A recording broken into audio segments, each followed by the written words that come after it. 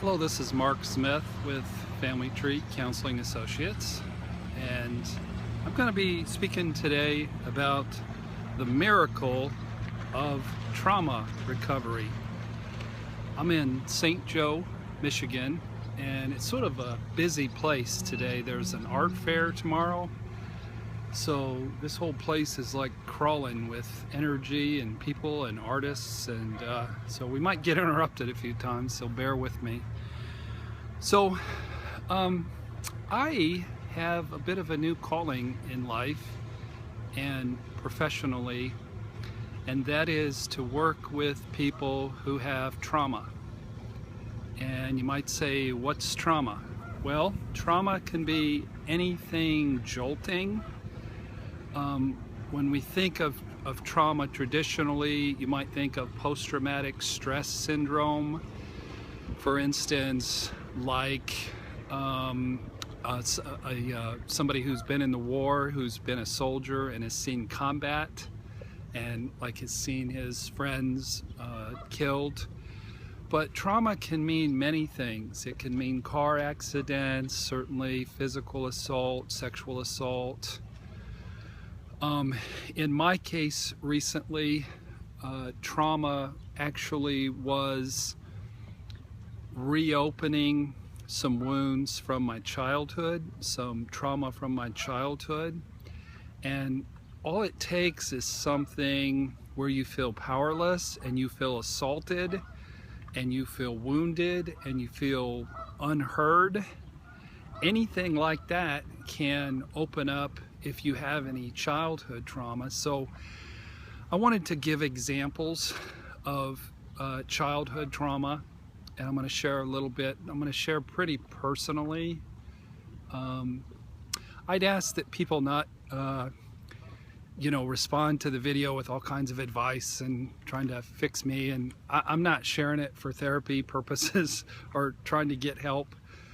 I just want people to understand how a here and now trauma can open up childhood trauma. So the first experience I had in trauma was before I was born, and that sounds sort of hokey, but bear with me.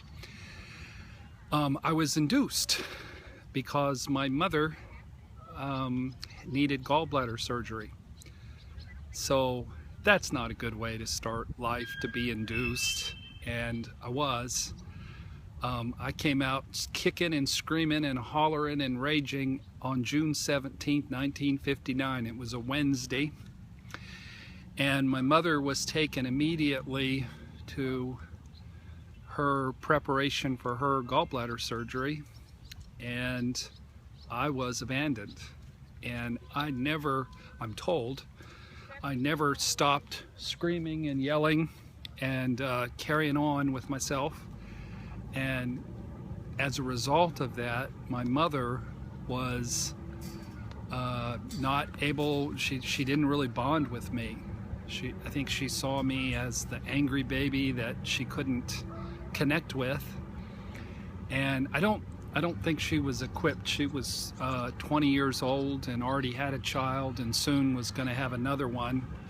And she was narcissistic, and I don't think, and disappointed in her dysfunctional marriage already, and I just don't think she had the wherewithal to tend to a little baby. But the umbilical cord psychologically for a little infant is mommy, and so I screamed and raged. And my mom told me when I was growing up that she thought I would grow up someday and kill somebody. And what that was about was she saw a rage in me that was scary. And thank God I haven't killed anybody, and I'm never going to, because recovery is so wonderful. I've been told by several of my therapists that I've experienced a bit of a miracle with all the progress that I've made.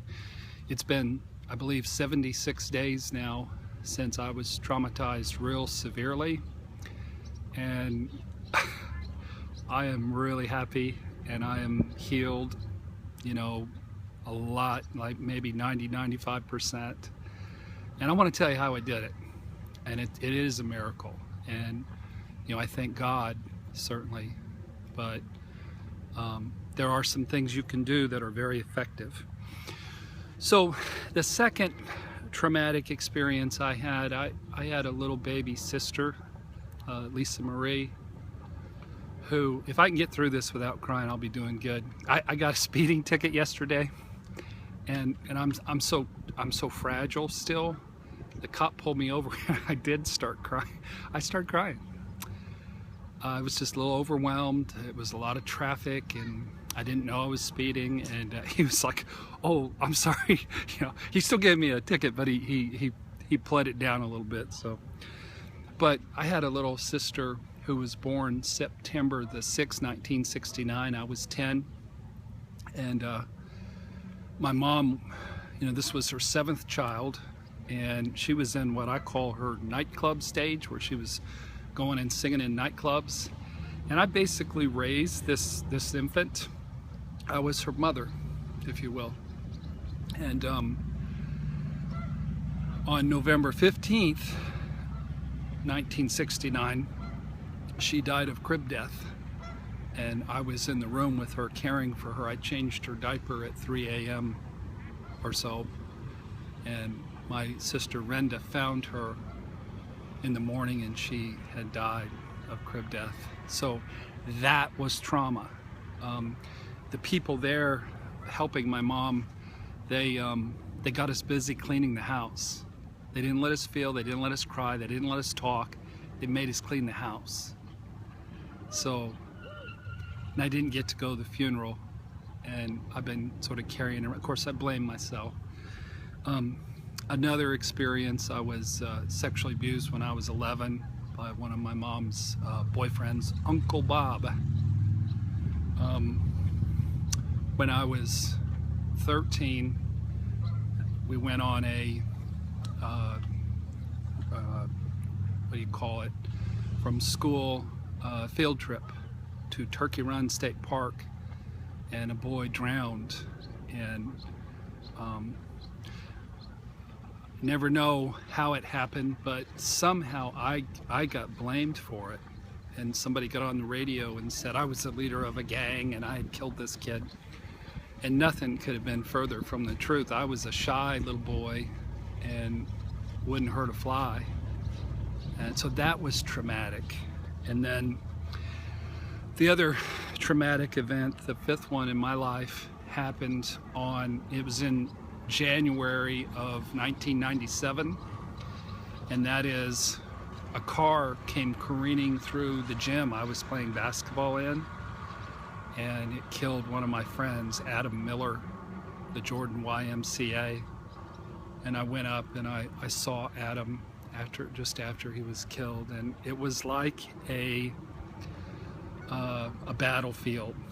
There was this steaming car, and there were various ones of my buddies strewn around with various injuries, and then, you know, of course, Adam was killed. So what does a man in our culture do when the core of you is all this pain and wounds and trauma? You become what I call counter-dependent, or very well defended. And so what I did was become Superman. I became a therapist. I helped a lot of people. I wrote books. I made videos, and appeared to have my shit together. I did not, however, as I came to know. So I became a workaholic, and work was a drug for me, and it made me feel good enough. So then on April 26th of this year, 2015, you know, I was informed by my fiance that my whole life was a lie. And when I was an infant, my mother bonded with my brother Sammy, little Sammy. When that was about 18 months, he was born after I was born, and he was the perfect blue-eyed baby boy. He never cried. and they had this real bonded relationship. And I was told that when I was 2 years old, I would storm out of the room in a rage because I felt so abandoned and rejected by my mother. So, of course, my big theory at Family Tree is you reenact your childhood wounds and you marry your mama, you marry your daddy. So I didn't marry her, but my fiance then gave her best love to another man, you know, the whole time that we were together. And I don't say that to sob story or feel like a victim. That's what I signed up for. I set that up to give myself a chance to heal. And I've done more healing in the past 76 days than I've done my whole life. And I am a blessed man. So I'm going to share the top 5 things that have worked for me once I was ripped up and blown up into a billion pieces. The first thing I want to talk about is body work. It's probably been and you would call it massage, but it's not massage. I wasn't going to these massage, I just got done with one, to feel relaxed. I was going to cry. So what we call deep processing or doing the emotional healing. So I work here with a massage therapist, a body worker in St. Joe, Michigan at the Revive Spa. Her name's Deborah Ward. She's awesome. If anybody's in the area and you have some trauma wounds, she's the person to see. She's brilliant. So every day that I'm here in St. Joe, I go and I get an hour and a half of body work, and every single time she touches my chest or my belly, I weep. And it's coming from infancy, it's coming from Lisa Marie, it's coming from sexual abuse, it's coming from that horrific 8th grade field trip experience, and it's coming from, you know, seeing one of my buddies blown up. So I've cried, oh my goodness, hundreds and thousands of tears. And you're blessed if you can cry, if you can deep process, because it flushes out your system. Don't be afraid of crying. Crying rocks. Crying will heal you. Crying will save you. And it saved me. But the key for me, the thing that has triggered the most work for me is getting a massage. And the massage therapist, when she started working with me, all my muscles were hard as a rock, and she said she just felt my whole system was shut down. As a result of the work that I've done, I've had a long history of urological issues. They've cleared up. And she says my muscles are so soft and responsive, and my whole system is integrated. And I'm running out of tears. Today I only cried for 20 minutes instead of the whole time, you know, that she was touching this area. So that's what I would do. That's what's worked for me. The second thing that's worked really well is EMDR. And again, I still don't know what the initials are. I just know it's the most effective therapy for trauma, as far as I know. And what happens is I have this therapist, and she holds up her iPad. It has a little ball on it, goes back and forth. And this is how it goes. She says, usually, almost always, we start in my infancy and in my childhood. And she says, just think about that. And I think about it, I always start crying. And then she stops and says, take a deep breath. And she says, what came up for you? Or something like that. And so I share with her, it's like a free association, but the whole time I'm crying and thinking about the painful thing, I'm looking at the ball going back and forth. And my associate Steve Cooper told me that what it does is it sort of, I think he said it deactivates the amygdala. So it heals your brain, it distracts your amygdala. And the amygdala is the smoke alarm of the brain. So it's sort of like going back in time and telling your brain, calm down, it's okay. You don't have to be terrorized as a 56-year-old over what happened to you as a 6-month-old.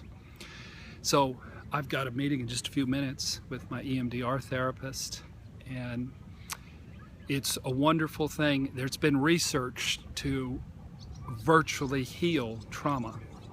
So if you have sexual assault in your background, or physical abuse, or child abuse, go to an EMDR therapist, get it healed. You know, it has worked for me. The third thing that has worked wonderfully for me is just plain old talk therapy with one of the best, I think, in the world, in the country, and that's Paul Hartman from Grand Haven, Michigan.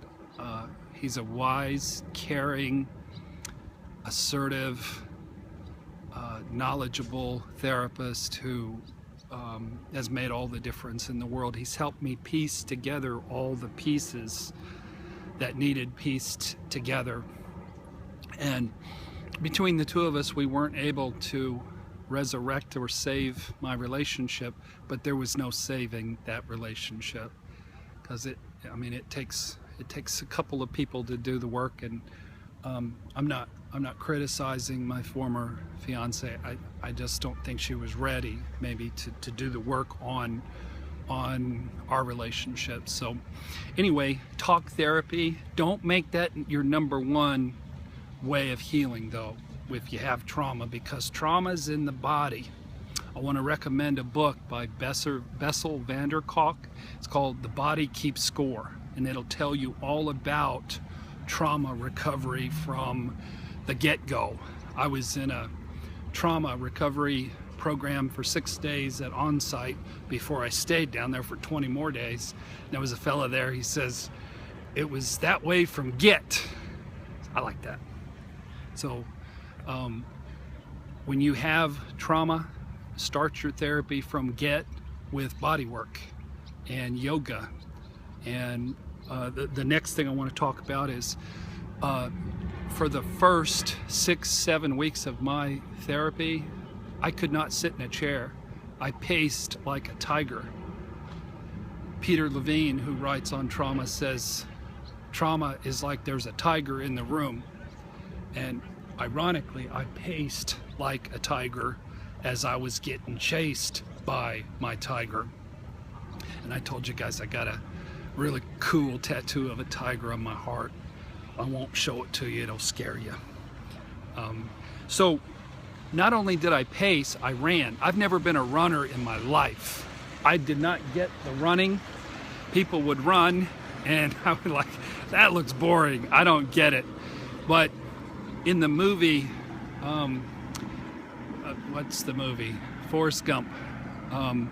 In that movie, Forrest Gump, Jenny died of cancer, and Forrest Gump, he went to running. And he ran and he ran and he ran because his nervous system said, Forrest, run, Forrest, run. And that's what's happened to me. I didn't run as far as he did. It sounds like he just took off across the country. I run around in circles every day. But he just went to running. And instinctively, that's what I've done. I've paced, I've run, I've lifted weights, I've shot baskets, I've done 100 sit-ups a day. I've done physical things. I walk a lot, walk.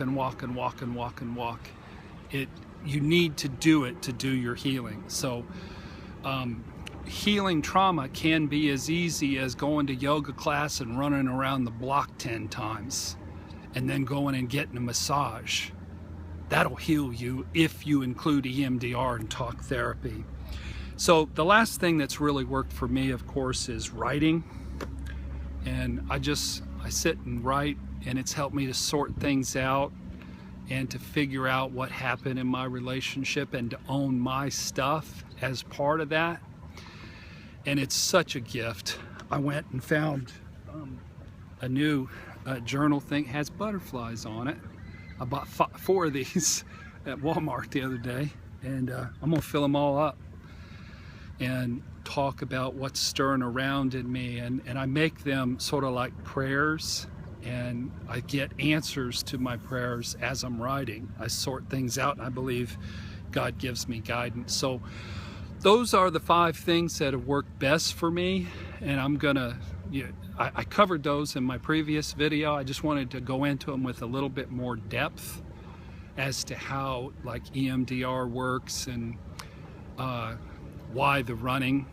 So if you have really intense trauma, panic attacks, I was having 10 panic attacks a day that were debilitating me, and now I have days I don't think I have any, and then other days I have 3, but they're not as intense as they were, and I have an inner wellspring of joy.